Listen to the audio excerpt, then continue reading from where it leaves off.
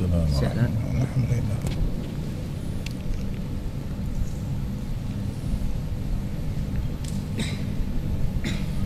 Assalamualaikum warahmatullahi wabarakatuh. Alhamdulillahi rabbil alamin. Wassalatu wassalamu ala sayyidina wa nabiyyina wa habibina Muhammadin wa ala alihi wa ashabihi ajma'in. Rabbi shrah li sadri wa yassir li amri wahlul 'uqdatam min lisani yafqahu qawli. Allahumma aftah alaina futuhal 'arifin warzuqna fahman nabiyyin wa ilhamal malaikatil muqarrabin. Ya hayyu ya qayyum ya rabb Musa wa Harun wa Nuh wa Ibrahim wa Muhammadin sallallahu alaihi wasallam. Akrimna bi jawdatil hifzi wal fahmi warzuqna al hikmata wa thabata dhihni wal aqli wal hilmi wal ilmi wan najahi fid dunya wal akhirah bihaqqi sayyidina Muhammadin sallallahu alaihi wasallam ya rabbal alamin. Amma ba'd. Alhamdulillah, syukur kita kehadrat Allah Subhanahu wa taala kerana dapat kita sama-sama meneruskan lagi pembacaan kitab Al-Qawlut Tam fi Ahkamil Ma'mumi wal Imam karangan Al-Syekh Ibn Al-Imad Al-Misri rahimahullahu taala rahmatan wasi'ah. Pada pagi ini kita sambung permasalahan yang ke-29. Qala al-musannif rahimahullahu ta'ala wa nafa'ana Allahu bi'ulumihi fid darain amin. Masalah kesesakan yang mengganggukan pada sembahyang Jumaat atau lainnya. Tajuk yang kita nak bahaskan pada pagi ini iaitu keadaan kesesakan sembahyang pada hari Jumaat sehingga menyebabkan susah nak rukuk dan sujud, terutama mereka yang berada di tanah suci Mekah ataupun di Al-Madinatul Munawwarah. Biasa berlaku terutama pada hari Jumaat. Kadang-kadang ada orang yang semayang di atas tangga ataupun semayang betul-betul tepi pintu pun tutup, dalam keadaan mereka ni payah nak rokok. Macam mana keadaannya? Menunggu orang lain dah bangun baru dia boleh rokok, ataupun tunggu orang ni bangun baru boleh sujud. Bila dia berlaku sedemikian rupa, imam sudah jauh dah dia punya pergerakan sehingga menyebabkan imam sudah berdiri pada rakaat yang seterusnya, makmum ni sudah tertinggal banyak. Adakah mereka ini diberikan kemaafan meninggalkan baca surah Fatihah bersama imam ataupun tidak? Ataupun boleh tak ianya sujud mengikut apa yang ataupun mengikut keadaan yang dia boleh sujud? Ini kita bahaskan tajuk kesesakan yang berlaku pada sembahyang Jumaat. Dan ulama Syafi'i sebenarnya memperluaskan bukan sembahyang Jumaat saja. Contohnya mereka yang berada di tanah suci Mekah pada musim haji, kadang-kadang ataupun musim umrah dalam keadaan orang begitu ramai, ataupun mana-mana negara yang orangnya memang ramai, dalam keadaan kesesakan ianya tidak terbatas pada hari Jumaat, barangkali boleh juga berlaku pada sembahyang-sembahyang fardu yang lain seperti sembahyang fardu zuhur, sembahyang fardu asar, sembahyang fardu maghrib dan juga sembahyang fardu isyak. Tapi subuh jangan berlaku. Subuh jangan berlaku. Permasalahannya begini, dia kata. Surah masalah ini ialah gambaran permasalahannya ialah makmum yang masbuq mendapat imam sedang rukuk pada rakaat yang pertama. Ketika mana makmum yang masbuk ini hanya berkesempatan bersama imam ketika imam rukuk, Dia sampai masjid, imam ketika itu rokok, dia pun terus rokok. Ataupun hanya mendapat sebahagian daripada membaca surah Fatihah, barangkali dia baca Bismillahirrahmanirrahim, imam rokok, dia kena rokok lah sebab dia masbuk. Atau ia mendapat sedikit masa imam, mana dia takbiratul ihram, dia sempat baca Bismillahirrahmanirrahim, imam rokok, maka dia kena ikut imam rokok. Dia tidak boleh menghabiskan Fatihah. Kenapa? Kerana sesungguhnya ia seorang makmum yang masbuk. Atau makmum mendapat sedikit masa imam dan ia sempat membaca padanya pada waktu dia selepas takbiratul ihram sebahagian daripada Fatihah, kemudian ia rokok bersama imam, dia rokok sama imam dan i'tidal sama dengan imam, dan i'tidal ia, tapi waktu sujud ni berlaku kesesakan. Sebab dia bersesak-sesak ni, dia sempat bersama imam, dapat rokok bersama imam, dapat i'tidal, tapi waktu sujud kemudian berlaku kesesakan pada sujud. Tapi waktu sujud dia payah nak sujud sebab terlampau rapat orang. Begitu juga rokok, boleh rokok di atas belakang orang pun boleh rokok, tapi rokok dia tidak masalah sebab dia boleh isyaratkan sedikit. Dia masalah sujud ni, bila sampai sujud dia tunggu sampai orang dah habis bangun, dia baru boleh sujud. Kerana dia menunggu ini menyebabkan dia tertinggal banyak rukun dengan imam. Kemudian berlaku kesesakan pada sujud, maka ia tidak dapat, maka si makmum ini tidak dapat menyelesaikan sujudnya. Sebab apa? Disebabkan kesesakan hingga imam rokok pada rakaat yang kedua. Rakaat yang kedua dia tunggu makmum yang lain dah habis sujud, dia pun barulah boleh sujud. Dia sujud kerana berlaku kesesakan, diberikan kemaafan, boleh tertinggal 3 rukun, boleh tertinggal 3 rukun panjang bersama imam kerana berlaku kesesakan, iaitu keuzuran. Kalau berlaku keuzuran dimaafkan dalam hukum PK.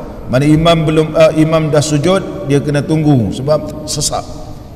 Orang dah bangun semua, dia barulah dia sujud. Kemudian barangkali orang depan ni pula pun sujud, bangun pula, dia baru boleh duduk antara dua sujud, kemudian dia bersujud.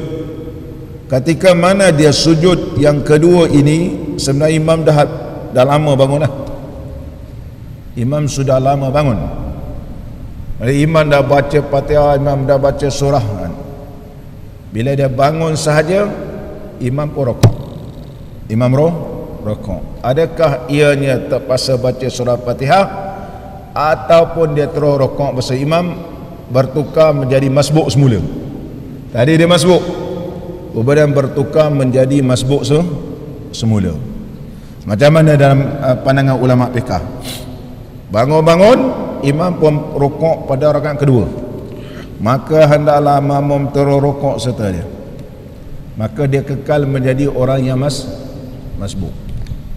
Ini pandangan yang pertama di kalangan mazhab kita, Al-Imam Syafi'i rahimahullah ta'ala, yang membenarkan menunggu imam dan diberikan kelonggaran tertinggal 3 rukun panjang.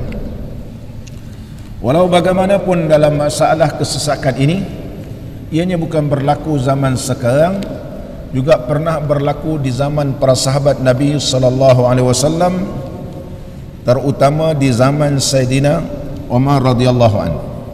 Zaman Sayyidina Umar radhiyallahu anhu. Sayyidina Umar radhiyallahu anhu pernah berkata, "Idza ishtadda zihamu falyasjud ahadukum ala zahri akhihi." Rawahu al-Baihaqi bi isnadin hasan, bi isnadin sahih.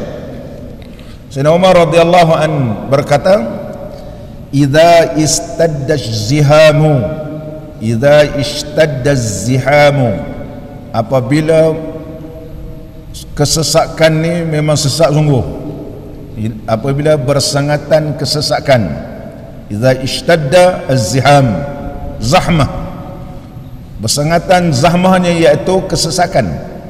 Falyasjud ahadukum, hendaklah di antara kamu ini sujud ala zahri akhihi, di belakang kawannya.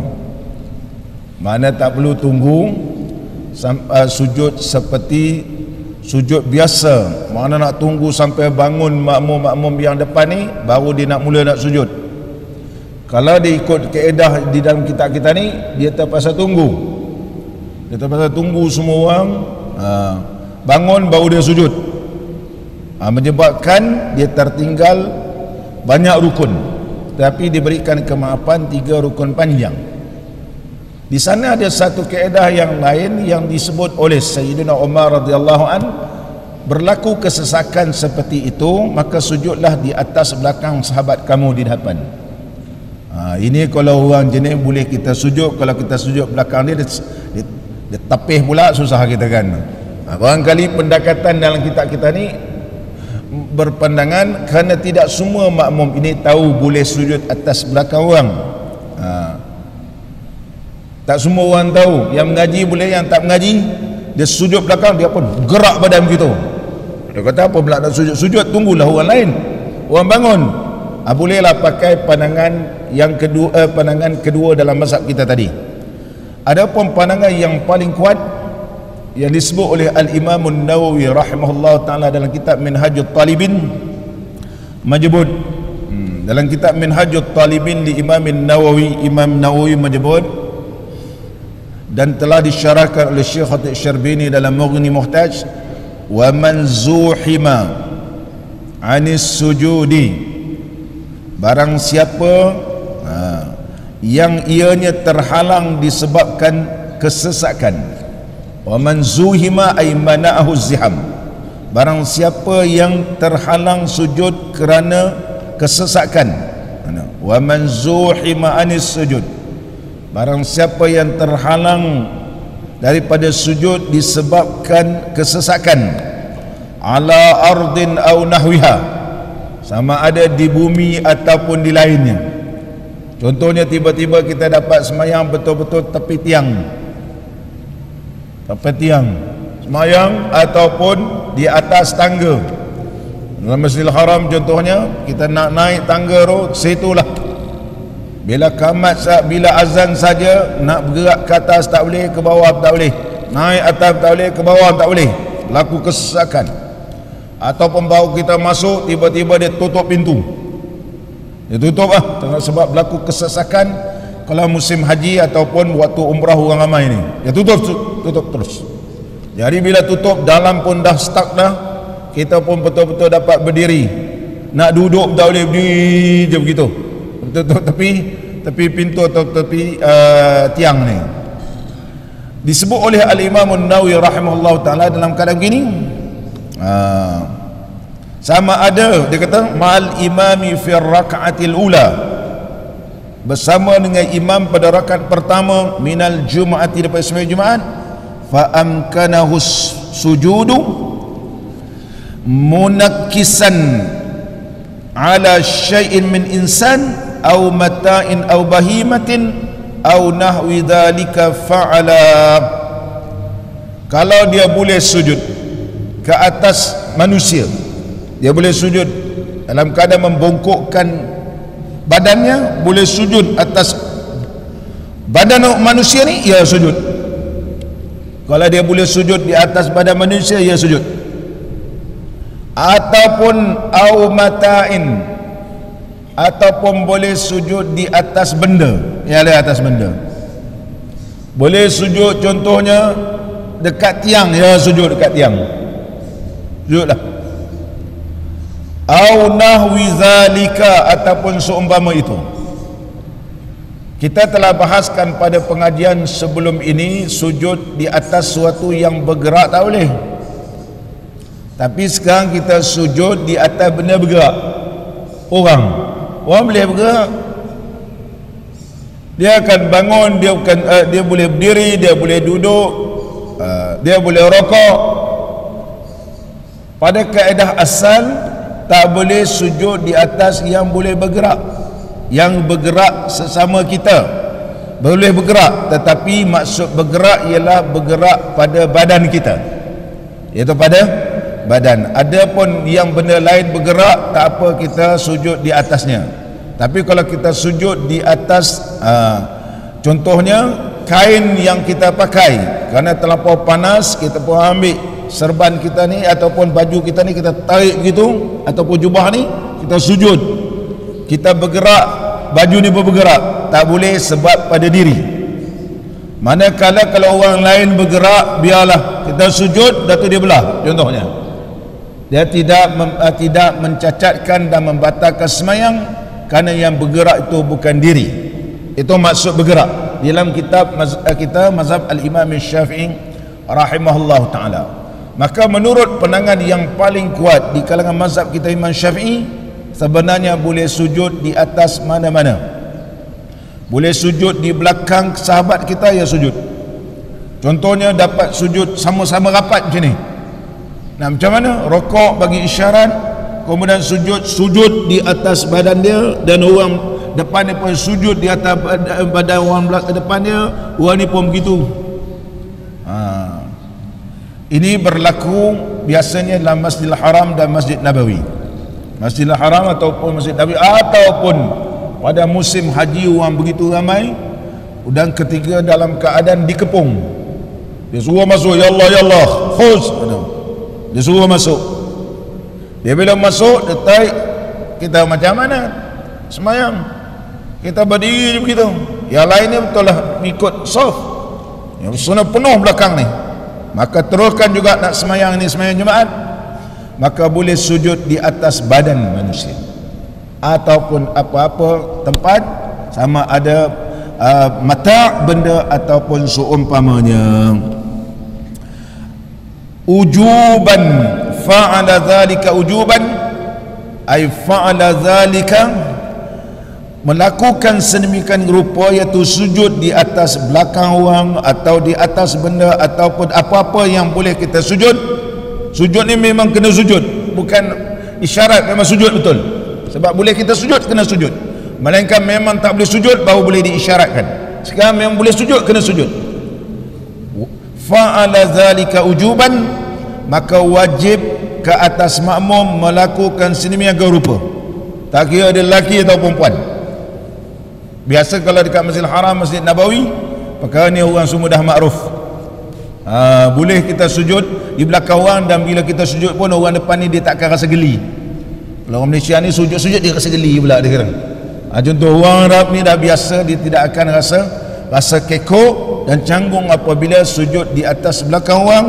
Inilah kaedah yang diajar dalam hukum fiqh berdasarkan kata-kata yang diucapkan oleh Sayyidina Umar radhiyallahu an, idza ishtadda az-zihamu falyasjud ahadukum ala zahri akhihi, iaitu sujudlah di atas belakang sahabat kamu sekiranya ia dalam keadaan kesesakan hendak sujud. Hukumnya apa? Semayang itu sah, semayang itu sah. Muslimin dan muslimat yang dirahmati oleh Allah Subhanahu wa taala, sekiranya tak boleh juga, kalau tak boleh macam mana? Nak sujud pun tak boleh di atas belakang orang. Wa illam yumkinhu sujudu, kalau tak boleh juga sujud, fassahihu annahu yantaziru, muqabil asah, iaitu pandangan yang kedua, kata, iaitu qaul yang sahih tadi, qaul asah, dalil yang paling kuat yang atas tadi. Tetapi pandangan yang kedua, dia boleh dipakai tapi dinamakan sahih, muqabil dia, yang sebalik dia. Dia kata yantaziru, naklah si makmum ni tunggu sehingga boleh dia sujud. Wala yumi'u liqudrati alaih, tak boleh isyarat sujud kalau dia boleh sujud. Sebagaimana dalam kitab kita ni, dia kena tunggu lah. Dia tengok yang boleh dia sujud, maka dia tunggu, dan boleh tertinggal jangan lebih pada 3 rukun panjang. Pada 3 rukun panjang. Ini pandangan yang paling kuat. Ada pandangan lemah di kalangan mazhab kita Imam Syafi'i. Pandangan yang ketiga menyatakan yumi'u aqsa ma yumkinuhu kal maridi li makanil uzri. Ada kata boleh isyarat. Kalau berlaku kesesakan, isyarat dia sujud ni. Dikiaskan seperti orang sakit. Seperti orang sakit tak boleh sujud, maka sujud pun dia bagi isyarat, dia isyarat sahaja. Ini Allahu Akbar, ini rukuk, sami Allahu liman hamidah, ini i'tidal, Allahu Akbar, ini sujud. Maka dia kata dikiaskan seperti orang sakit. Orang sakit. Dan pandangan yang seterusnya yatakhayyaru bainahuma. Pandangan yang keempat di kalangan mazhab kita Imam Syafi'i, makmum ini boleh pilih. Nak sujud pun boleh, nak tunggu dulu, nak sujud atas belakang orang ke ataupun di atas benda pun boleh, nak tunggu pun boleh, nak isyarat pun boleh. Isyarat pun boleh. Bermakna di kalangan mazhab kita Imam Syafi'i sampai panjang pembahasannya, mana paling kuat? Paling kuat iaitu boleh sujud di atas apa-apa benda yang dia boleh sujud, dan tidak boleh terus berpindah kepada isyarat, melainkan sudah tunggu dulu. Kalau dah betul tak boleh, barulah boleh sujud ini diisyaratkan. Kerana sujud mesti kena di atas tempat sujud. Justru itu pengarang kitab kita mengambil pandangan yang kedua, annahu yantaziru, hendaklah menunggu, tunggu dia pun sujud. Bila sujud tadi baru boleh sujud. Sujud pertama imam dah lama bangun dah, imam pun dah baca surah Fatihah.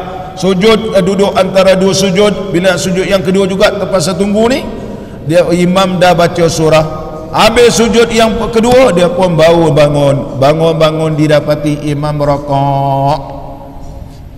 Adakah perlu dia baca surah Fatihah?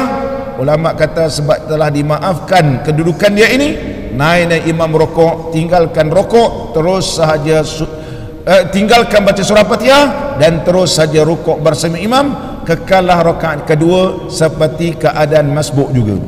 Hukum asal sepatutnya rakaat kedua dia sudah bertukar menjadi orang muafiq, tapi dalam keadaan ini diberikan satu kelonggaran yang dinamakan al-qa'idatul mustasna, kaedah yang diberikan pengecualian walaupun keadaan sedemikian rupa bertukar keadaan muafiq menjadi masbuk. Menjadi masbuk. Rakaat pertama pun dia masbuk, rakaat kedua pun juga dia masbuk. Itu yang disebut dalam kitab kita ni. Terus lagi kitab kita. Dan gugurlah wajib membaca Fatihah daripadanya. Gugur baca Fatihah. Ditangguh oleh imam kerana dia dikirakan masbuk. Demikian juga hukum di atas tadi, ianya sama juga permasalahan ini. Demikian juga gugur baca Fatihah. Demikian juga gugur baca Fatihah ke atas makmum. Bila? Jika makmum mendapat membaca sebahagian daripada Fatihah, kemudian imam pun rakaat. Makmum yang tadi ni, dia dah habis rukuk sujud kedua, dia bangun naik rakaat, baru baca Bismillahirrahmanirrahim, Alhamdulillahirabbilalamin, Ar-Rahmanirrahim. Contoh, imam pun Allahu Akbar, rakaat. Dia tetap dikira seperti orang yang masbuk. Fatihah yang baki itu ditanggung oleh imam, maknanya gugur juga. Keadaan yang pertama tadi memang dia tak dapat baca Fatihah. Keadaan yang kedua dapat membaca sikit sahaja daripada surah Fatihah, yang baki itu jangan dihabiskan, kerana kalau dia habiskan juga membaca surah Fatihah, bermakna ia sudah tertinggal lebih pada 3 rukun dengan imam. Berdiri betul, ada rukun panjang. Bila dia habis juga imam pun rukuk, maka sudah jadi 4 rukun. Batal semayangnya sekiranya ia tidak berniat mufaraqah dengan imam. Justru itu di dalam kaedah fiqh memberikan kelonggaran dalam keadaan kesesakan. Az-zahmatu, ini zahmah kesesakan, adalah dikira sebagai keuzuran bagi orang yang semayang. Dia terus boleh ikut imam. Keadaan yang kedua, dapat sedikit yang baki ditanggung oleh imam dengan syarat Fatihah imam itu dapat menanggung. Kalau Fatihah imam pun tak betul, maka Fatihah tidak dapat ditanggung. Tapi biasa kalau tu imam jadi imam masjid, imam hari Jumaat ni ialah imam yang telah cukup syarat-syarat dia, begitu. Dan sama lagi kita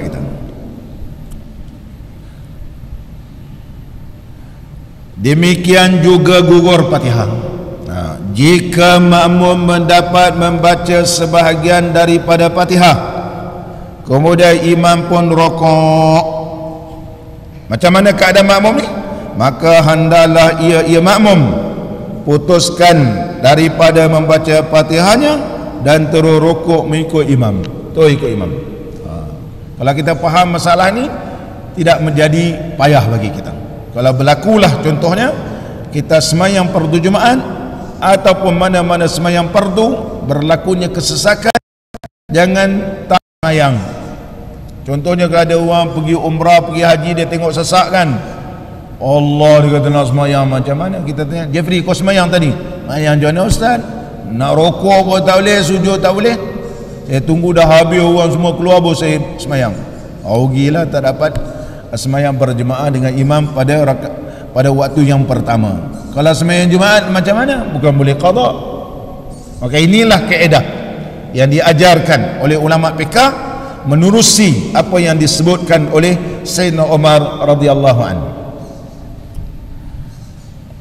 Muslimin dan muslimat yang dirahmati oleh Allah, dan kita dapati makmum pada surah ini,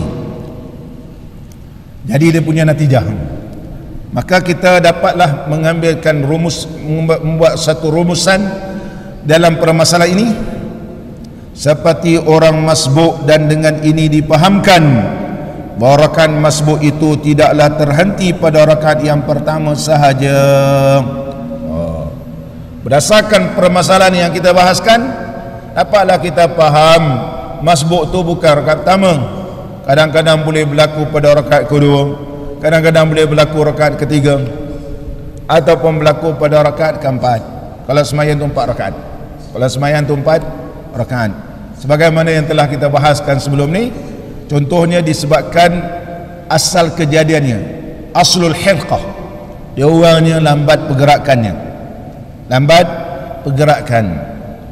jadi dibenarkan ia jangan lebih tertinggal dengan imam 3 rukun panjang, ataupun disebut 5 rukun.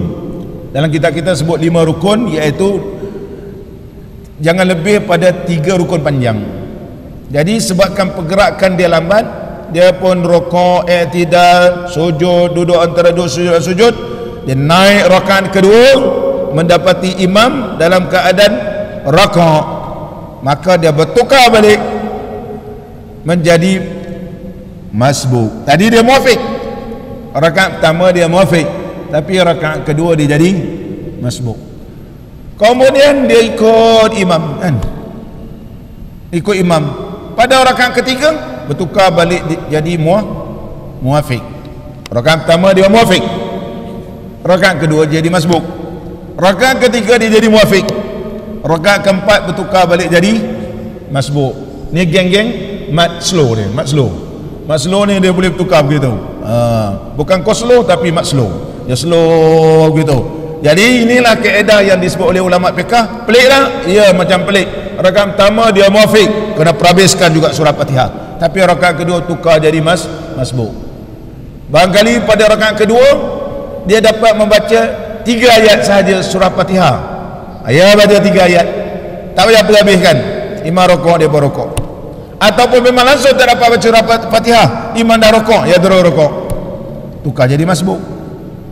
Duduk sama tasyahud awal dengan imam, naik rakaat ketiga, memang dia boleh baca surah Fatihah, tapi slow, boleh tertinggal rukun dengan imam jangan lebih daripada 3 rukun panjang, dah ikut turutan, naik pula rakaat keempat, tukar balik jadi masbuk.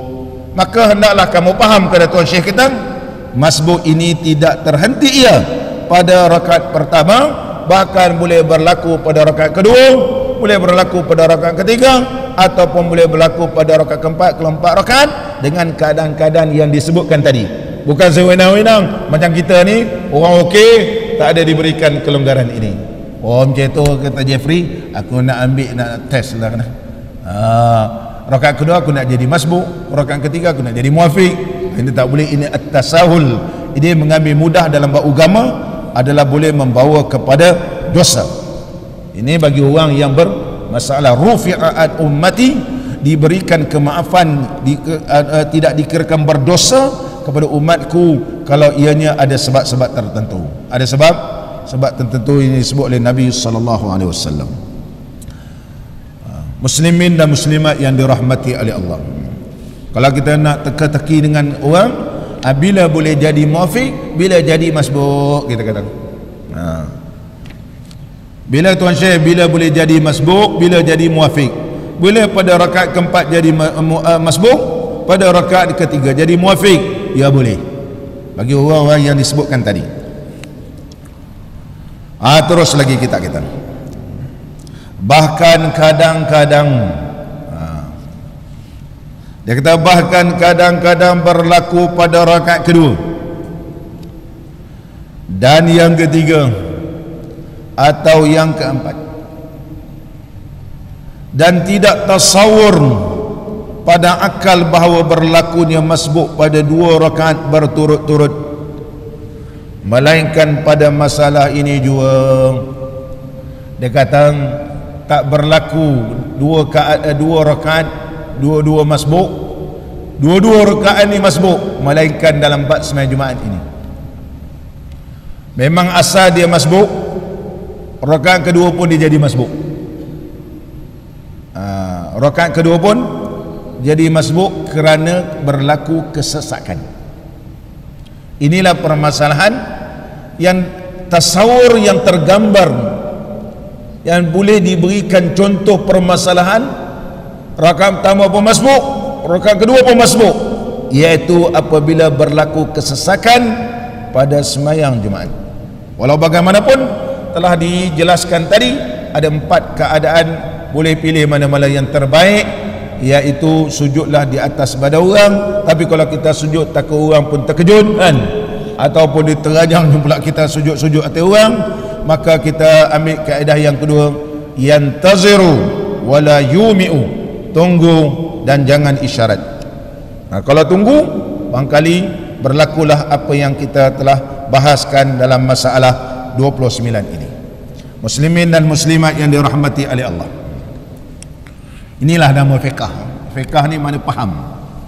Al-fiqhu lughatan al-fahmu. Fiqh ni pada bahasa ialah faham.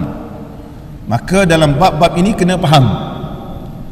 Dan fiqh ini adalah merupakan al-ilmu bil ahkami syar'iyyati al-muktasabu min adillatiha at-tafsiliyatu, iaitu hukum al-ilmu, hukum berkaitan dengan hukum ilmu berkaitan dengan hukum syarak.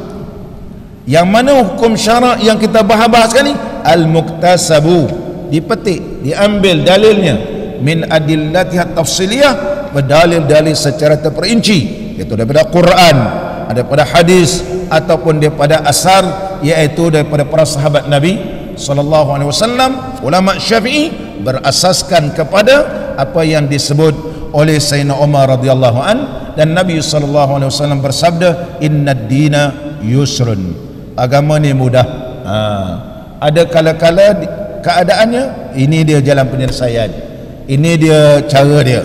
Inilah yang kita baca kitab fiqh, ianya meluaskan lagi kepahaman kita, dan kita tak sempit begitu.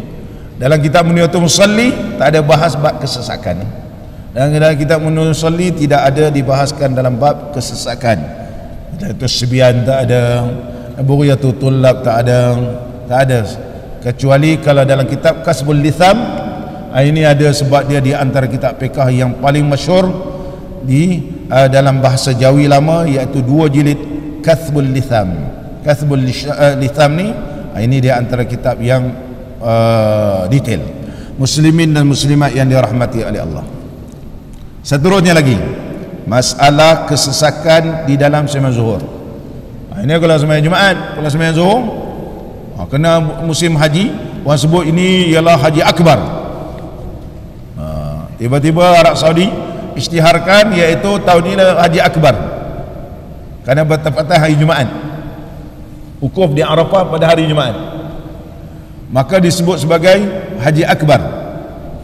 Walaupun hadis itu adalah, ada ulama kata kerana dia bertepatan hari Jumaat, haji yang Nabi SAW lakukan bukanlah ianya berterusan sampai hari kiamat, temu hari Jumaat haji akbar.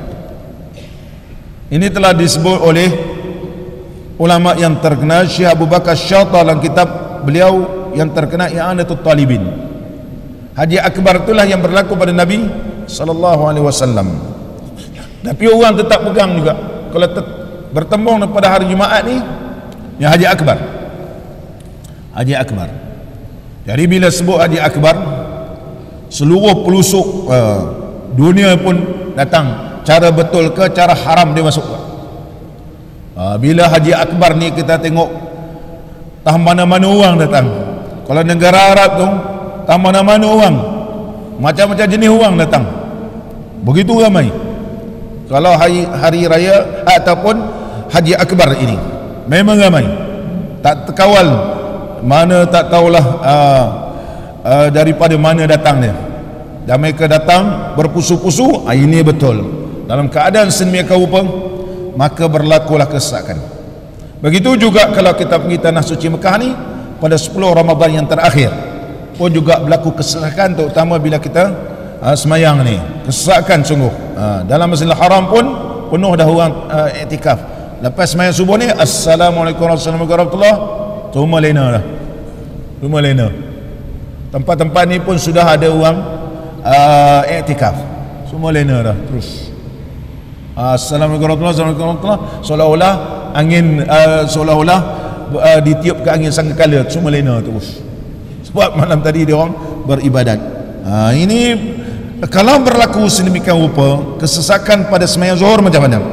Dan lain daripada sembahyang zuhur yang menyebabkan makmum tertinggal daripada membaca Fatihah ke-4 rakaat. Bukan rakaat pertama aja, kedua pun jadi masbuk, rakaat ketiga pun jadi masbuk, rakaat keempat pun jadi masbuk. Syekh menyebut, sekiranya berlaku kesesakan pada sembahyang zuhur atau lainnya, mana sembahyang zuhur, sembahyang asar, sembahyang maghrib, sembahyang isya, sembahyang subuh, yang boleh menyebabkan makmum tertinggal jauh daripada imamnya, daripada menyempurnakan sujud di dalam ke-4 rakaat, dan dibolehkan ia makmum meninggalkan daripada membaca Fatihah pada semua rakaat itu, dan sah sembahyang dia. Rakaat pertama pun dia masbuk, rakaat kedua pun kedudukan dia jadi masbuk, rakaat ketiga pun masbuk, rakaat keempat pun masbuk. Sebab kesesakan, sesak. Nak tunggu orang rukuk sujud dulu, dah habis barulah dia boleh sujud. Rakaat kedua pun berlaku macam tu, rakaat ketiga pun berlaku itu, rakaat keempat pun begitu. Dan apa hukum sembahyang dia? Dan dibolehkan ia meninggal daripada baca Fatihah pada semua rakaat itu, dan sah sembahyang dia. Sembahyang sah. Tak perlulah kita kata macam tak sempurna lah sembahyang, lebih baik aku sembahyang dalam hotel. Sembahyang tetap sah, dan pahalanya pun juga Allah tidak akan kurangkan kerana niat kita berjemaah.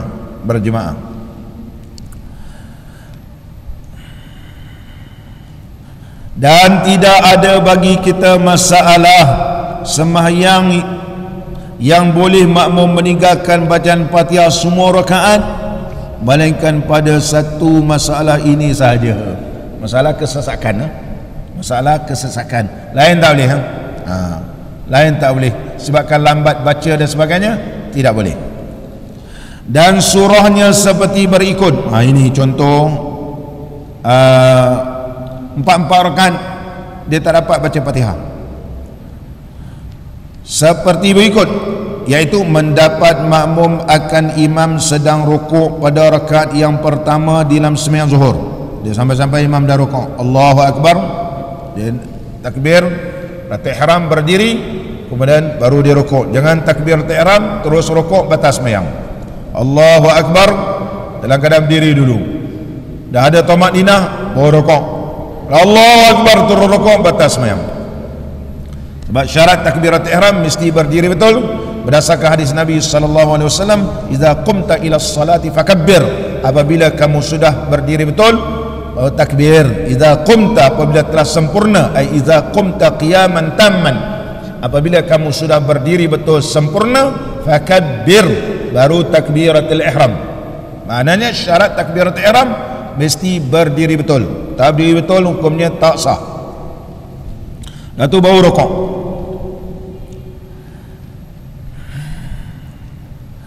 Mendapat makmum akan imam sedang rokok pada rakaat pertama di dalam sembahyang zuhur, kemudian ia pun turun rokok dan i'tidal serta imam. Kemudian berlaku kesesakan dan tidak ada tempat ia hendak sujud sehingga hampir selesai imam daripada baca Fatihah pada rakaat yang kedua. Sama macam tadilah.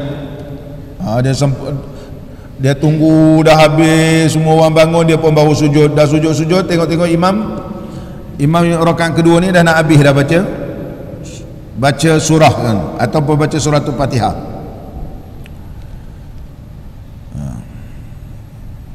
Dan sebaik sahaja makmum bangun kepada rakaat yang kedua, mendapati imam pun rukuk.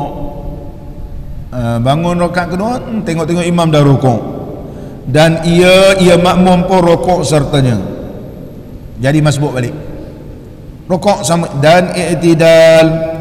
Kemudian berlaku pula kesesakan hingga tidak ada tempat ia hendak sujud pada rakaat kedua ni, maka memperbuat ia seperti rakaat yang pertama juga. Maka sebaik sahaja ia bangun kepada rakaat ketiga, imam pun rokok lagi, dan ia pun rokok serta imam dan i'tidal. Kemudian berlaku kesesakan lagi pada rakaat yang keempat, dan sebaik saja angkat kepalanya dan bangun, maka imam pun rokok. Nampak ni, pada 4 rakaat semua jadi masbuk, dan ia pun rokok sertanya juga. Dan gugurlah kepada makmum tadi bacaan Fatihah makmum itu pada keempat rakaat itu, dan demikianlah pada sembahyang yang 2 rakaat dan yang 3 rakaat. Ini permasalahan zahmah nama dia, dalam keadaan kesesakan, bagi makmum payah nak sujud. Inilah tasawur permasalahan yang digambarkan kepada kita. Kalau berlaku, inilah jalan penyelesaiannya. Muslimin dan muslimat yang dirahmati oleh Allah, masalah ke-31. Makmum tak sempat membaca Fatihah. Sebenarnya dia sempat baca Fatihah, tapi sebab dia menyibukkan diri membaca doa iftitah, menyebabkan tak sempat menghabiskan surah Fatihah. Kalau begini macam mana? Syekh bagi tajuk, makmum tak sempat membaca Fatihah kerana berbimbang baca doa iftitah dan ta'awuz. Sedangkan membaca a'udzubillahi minasyaitonirrajim itu adalah sunat. Membaca doa iftitah juga sunat, tetapi membaca surah Fatihah rukun. Sebagaimana yang diketahui bahawa sesungguhnya dalam kaedah fiqh ada menyebut idza ta'arada baina sunnati wal fardi quddimal fardu. Apabila berlaku pentembungan di antara sunat dan fardu, maka hendaklah didahulukan fardu. Mesti didahulukan fardu. Sekarang dia takbiratul ihram dan dia jadi makmum yang masbuk, macam makmum masbuk, sebab dia takbiratul ihram, imam ketika itu sedang baca surah, contohnya baca wadduha. Kalau imam baca wadduha ni, insya-Allah kalau dia baca Fatihah dalam bacaan serdahana, dia boleh habiskan surah Fatihah. Tapi makmum ni dia menyibukkan diri juga membaca doa iftitah dan juga baca a'udzubillah. Siapa tahu dia terus baca bismillahirrahmanirrahim, habiskan surah Fatihah.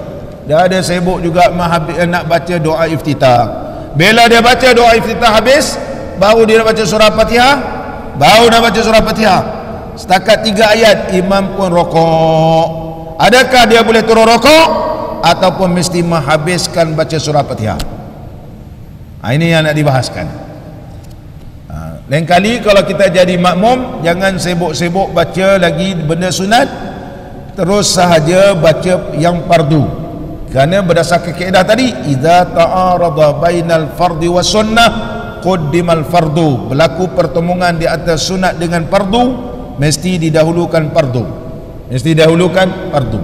Jangan ada dah rasa macam tak cukup lah semayang, macam tak rasa puas. Wala puas wala apa pun. Yang penting fardu itu mesti dilakukan. Itu yang penting. Kalau dia buat juga macam tadi, dia baca doa iftitah dan juga dia baca auzubillahi minasyaitonirrajim, macam mana imam dah rokok dah ni. Makmum yang masbuk, jika ia ada masa yang boleh mencukupi untuk membaca suratul Fatihah, tetapi makmum berbimbang daripadanya dengan membaca doa iftitah dan ta'awuz, dia baca juga doa iftitah dan baca auzubillahi minasyaitonirrajim, dan ia yakin sekiranya ia membaca doa iftitah dan ta'awuz, tentu sekali ia tidak dapat menghabiskan Fatihahnya. Dia ni kuat sangkaannya bahawa kalau dia baca, kalau yakin memang tak boleh. Syekh kita ni memang terjemah yakin, wa yatahaqqaqu, memang betul-betul dia yakin kalau dia baca doa iftitah dan juga baca auzubillahi minasyaitonirrajim, nescaya dia tak dapat habis baca surah Fatihah, dan tentu imam dah rukuk, dia kata. Tapi dia baca juga macam mana?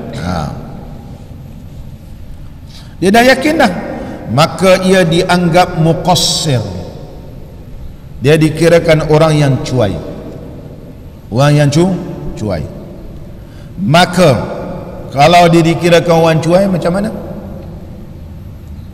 Dia bukan orang yang diberikan kemaafan, bukan orang yang dimakfuun anhu, bukan diberikan kemaafan pada dia, tetapi dia orang yang cuai.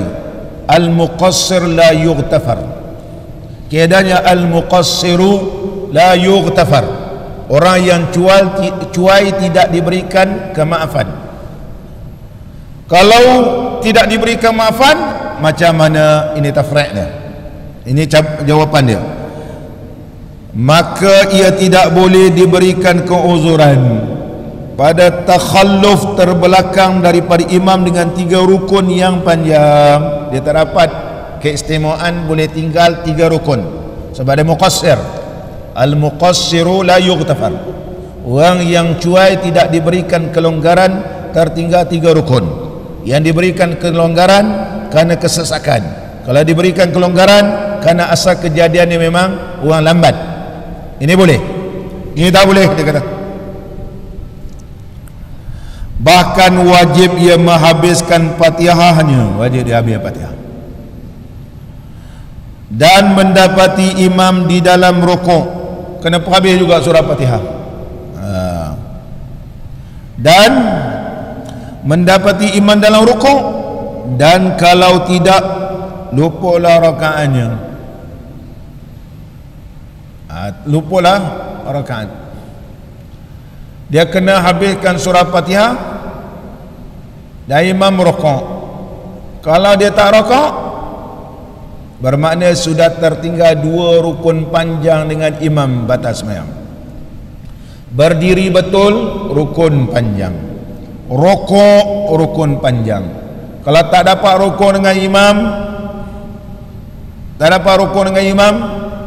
maka batallah semayangnya.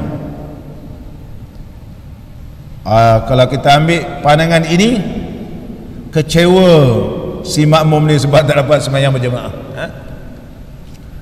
Adakah di sana ada jalan penyelesaian bagi kes ini? Masalah ni ada tak jalan penyelesaian? Ulama kata ada jalan penyelesaian. Kalau dia habiskan surah Fatihah, dia tertinggal dengan imam 2 rukun panjang, maka pahala semayang berjemaah dia dapat kadar dengan imam. Berapa kadarnya? Kalau dapat 5 minit lah dengan imam, pahala berjemaah, dan dia terpaksa mufaraqah dengan imam. Masalah ni. Dan pergerakan pun akan tidak cantik. Sana ada orang semayang seorang diri, yang lain orang semayang jemaah. Maka kaedah yang kedua disebut oleh Imam Syafi'i, ulama-ulama kita Syafi'i, makmum tersebut boleh meninggalkan yang baki baca surah Fatihah dan rukuk bersama imam, tetapi rakaat itu tidak diambil kira, hendaklah ditambah rakaat lagi selepas imam memberi salam. Hendaklah menambahkan 1 rakaat selepas imam memberi salam. Rakaat itu tidak dikira, tetapi dikira sebagai sah berjemaah. Ini adalah kaedah yang terbaik bagi mereka yang berlaku seperti ini. Kalau berlaku seperti ini, sama balik kita. Dan batal pada semayang itu ada 2 wajah. Kalau imam dah rokok, dia tak habis juga surah Fatihah, dia tak dapat rokok dengan imam. Dan kalau tidak rokok juga dengan imam ni, jawab rakaat, dia tak dapat rakaat.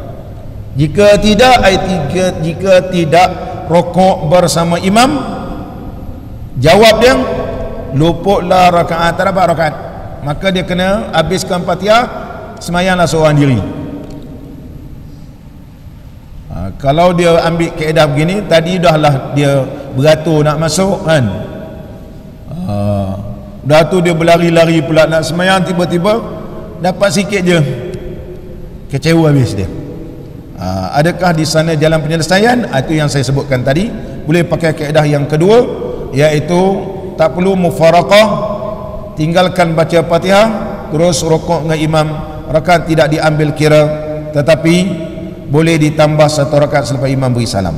Dalam masalah ini, dan pada batal semayang itu, kalau dia tak rukuk juga batal semayang.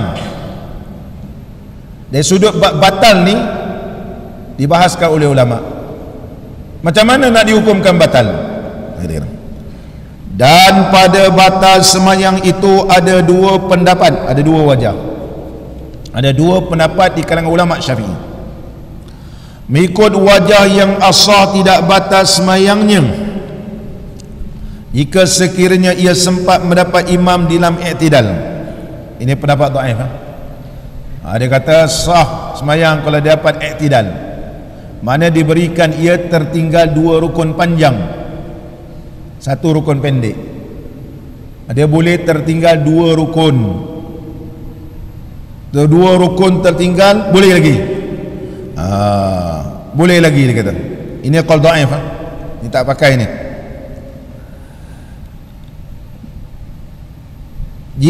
Dan jika tidak sempat mendapati imamnya dalam i'tidal, nescaya batallah semayangnya. Dia kata kalau tak dapat i'tidal, memang sepakat batal semayang. Ambillah pandangan yang kedua, iaitu terus sahaja rukuk dan rakaat itu tidak dikira, tapi sah berjemaah selepas imam memberi salam tambah 1 rakaat lagi. Ini yang masyhur, yang disepakati oleh ulama-ulama kita mazhab al-Imam Syafi'i rahimahullah ta'ala. Kalau tidak, yang pandangan ini dia jadi celaru.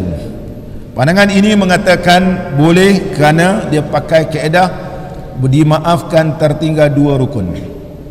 Dimaafkan tertinggal 2 rukun.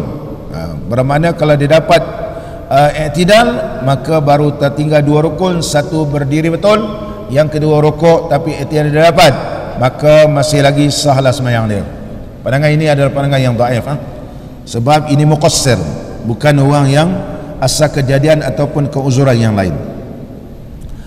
Masalah 32, makmum yang berbimbang dengan membaca doa iftitah, dia sibuk baca doa iftitah dan ta'awuz dan a'udzubillahi minasyaitanirrajim, tapi dengan sangkanya yang kuat ia boleh menghabis Fatihah.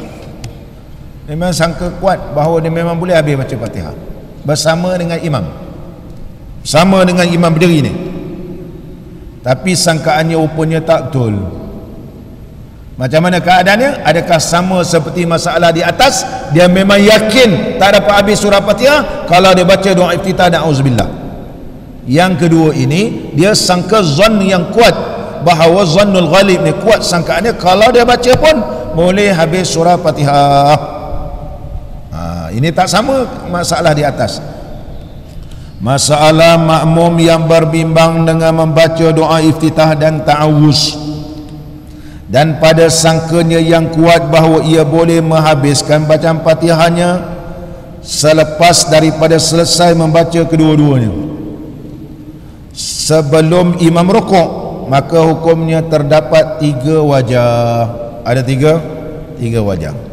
Yang pertama, hendaklah makmum sempurnakan Fatihah dia, sebab dia sangka pada awal. Oleh sebab itu kaedah yang kita telah bacakan pada pengajian yang lepas, yughtafaru fil awaili la yughtafaru fis sawani, ataupun ma la yughtafaru fil ibtida la yughtafaru fis sawani. Sesuatu yang dimaafkan pada permulaan tidak dimaafkan pada pertengahan. Sebab pada permulaan ianya bersangka kuat bahawa dia boleh habis baca Fatihah, ternyata bahawa sangkaan itu tak betul, maka oleh sebab itu diberikan kelonggaran. Berikan kelonggaran sebab peringkat awal memang dia sangka betul boleh habis, ternyata rupanya tok imam ni baca lebih laju menyebabkan dia tidak sempat menghabiskan surah Fatihah, maka ia diberikan kelonggaran mengikut kaedah ma yughtafaru fil ibtida ma la yughtafaru fis sawani, sesuatu dimaafkan pada permulaan tapi tidak dimaafkan pada pertengahan.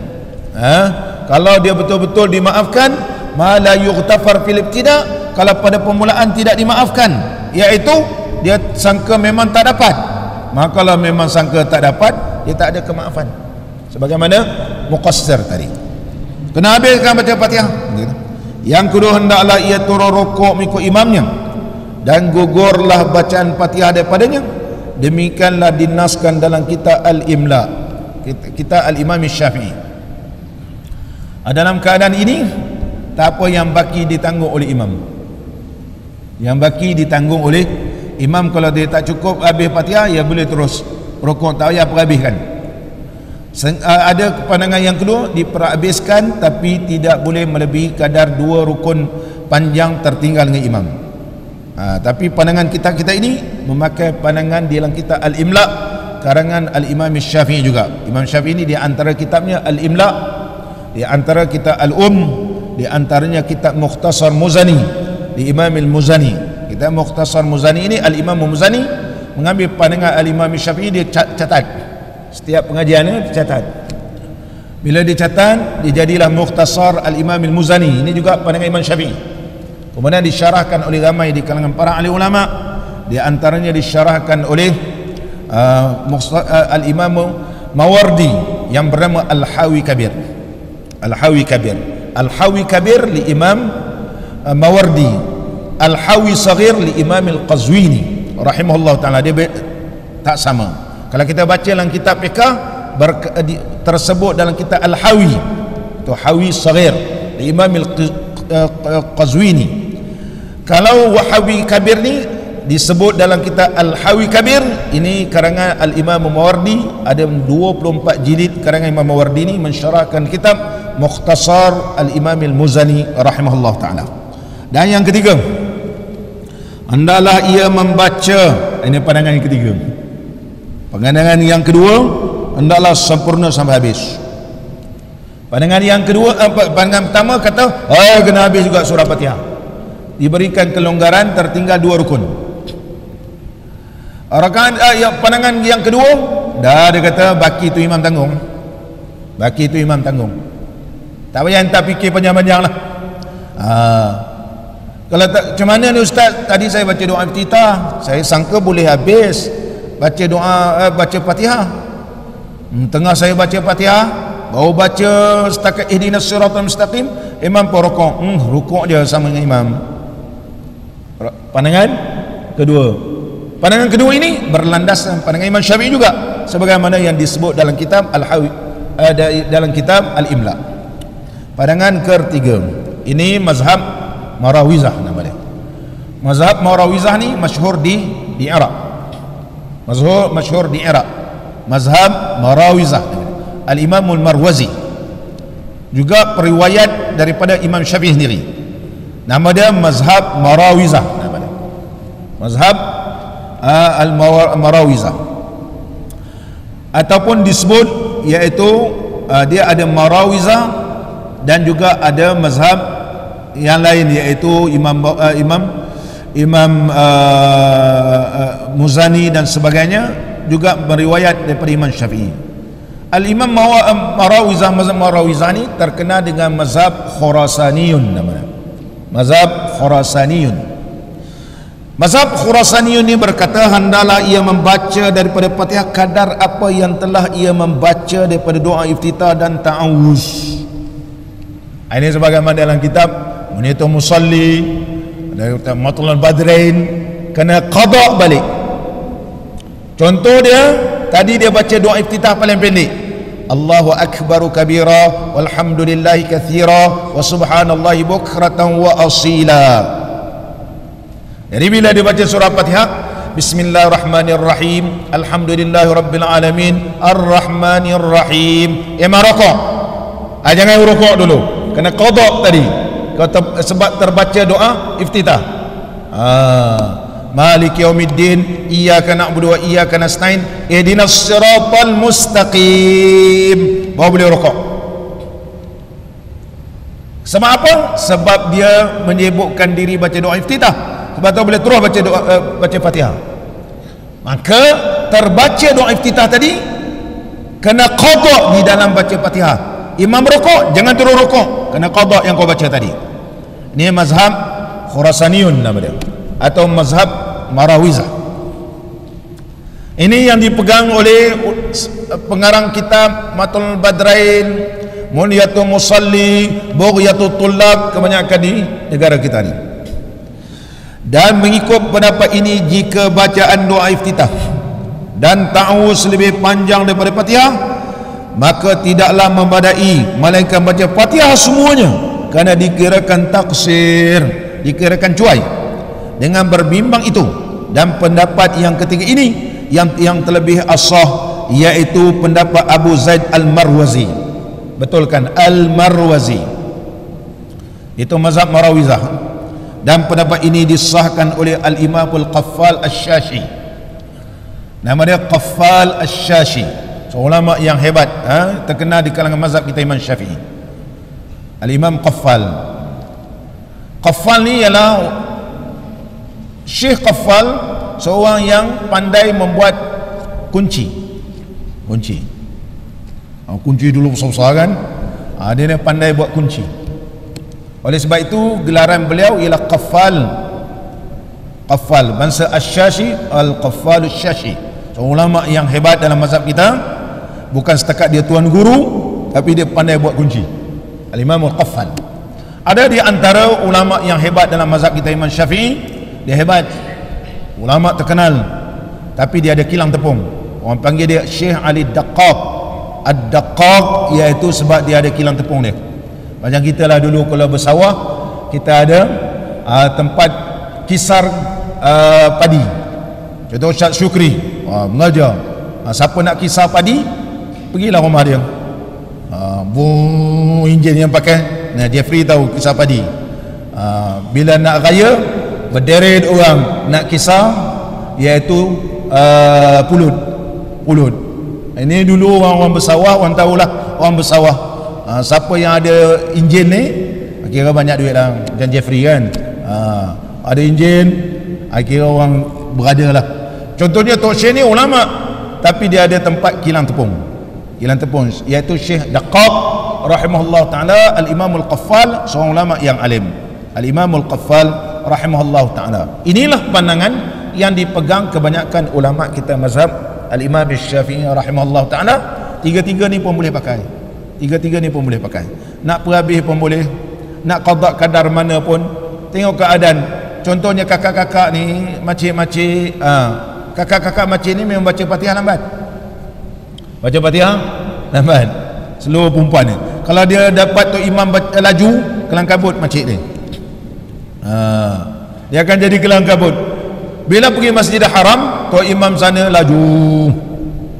Kebanyakan rungutan ini dia orang tak sempat baca Fatihah, dan pergerakan laju sana memang laju. Orang nak tawaf pun dia kira begitu. Dia style orang Arab ni, Mekah ni memang style dia kalut sikit. Cara pun ya Allah khalas dia style begitu kan. Ya Allah ya Allah, dia memang style nak budaya dia begitu. Berbeza orang Madinah slow je kan. Dia memang budaya yang berbeza. Jadi kalaulah contohnya kita nak pakai pandangan yang kedua, ya boleh. Pandangan yang kedua, baki itu imam tanggung. Ataupun nak pakai yang ketiga yang dimasyhur dalam kitab-kitab Jawi lama, kena qada'kan yang baki tadi pun boleh. Tiga-tiga ini juga adalah mazhab kita Al-Imam Syafi'i rahimahullah ta'ala. Tidak menyusahkan bagi orang yang nak semayang. Kalau dia boleh buat yang pertama, teruskan. Kalau dia cuba rakaat kedua dia tidak boleh yang pertama, maka dia boleh pilih yang ketiga. Yang ketiga pun tak boleh, nanti rakaat yang ketiga boleh ambil yang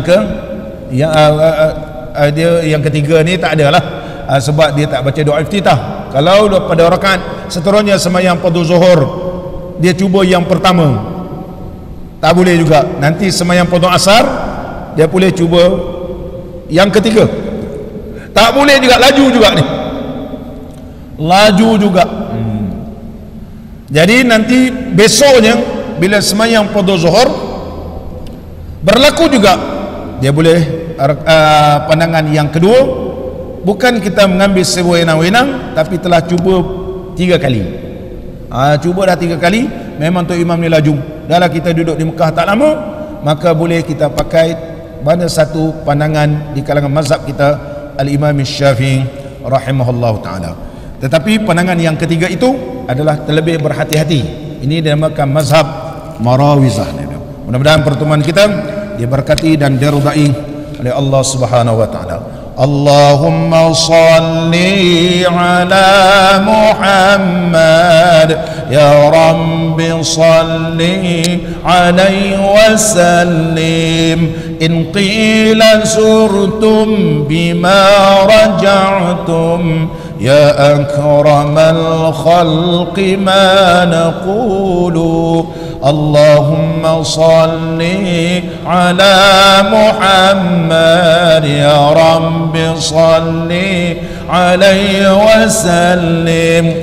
Allahumma salli ala Muhammad ya Rabbi salli alaihi wa sallim. قولوا رجعنا بكل خير واجتمع الفرع والأصول.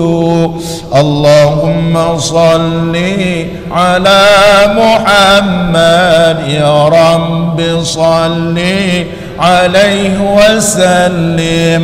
اللهم صل على محمد يا رب صل عليه وسلم. لولاك يا زينة الوجود ما طاب عيشي ولا وجودي. اللهم صل على محمد يا رب صل عليه وسلم. اللهم صل على محمد يا رب صل عليه وسلم.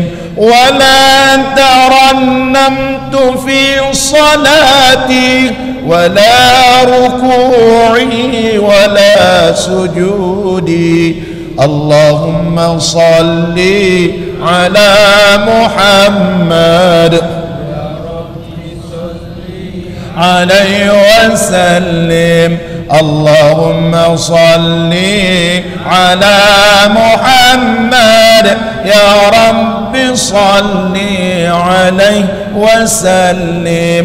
أيا ليالي الرضا علينا عدي ليخضر منك ودي. اللهم صل على محمد يا رب صل عليه وسلم. اللهم صل على محمد يا رب صل عليه وسلم. عدي علينا بكل خير بالمصطفى طيب الجدود. اللهم صل على محمد يا رب صل عليه وسلم. اللهم صل على محمد يا رب صل عليه وسلم. بالله صلني فداك روحي ذبت من الحجر والصدود. اللهم صل على محمد يا رب صل عليه وسلم. اللهم صل على محمد يا رب صل عليه وسلم. أنا الذي همت في هواكم يوما أراكم يكون عيدي. اللهم صل على محمد يا رب صل عليه وسلم. اللهم صل على محمد يا رب صل عليه وسلم. ثم الصلاة على نبينا وآله الركع السجود. اللهم صل على محمد عليه وسلم. اللهم صل على محمد يا رب صل عليه وسلم. الفاتحة.